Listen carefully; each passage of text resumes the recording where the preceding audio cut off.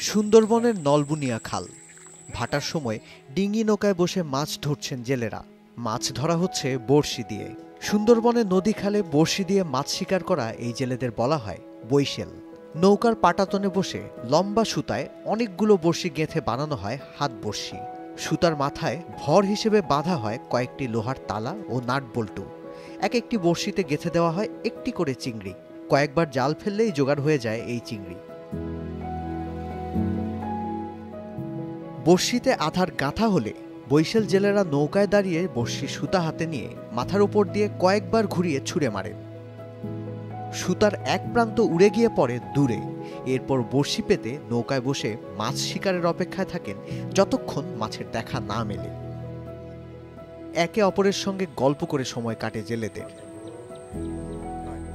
বড়শিতে মাছ আটকালে সেই মাছ ছাড়িয়ে নিয়ে রাখা হয় নৌকার ভেতর। তখন তাদের জীবন কাটে নৌকাতেই। নৌকায় চলে রান্না আর খাওয়া দাওয়া। মাছ ধরা শেষ হলে ক্লান্ত শরীর নিয়ে লোকালয়ে ফিরে আসে বৈশেল জেলেদের নৌকা।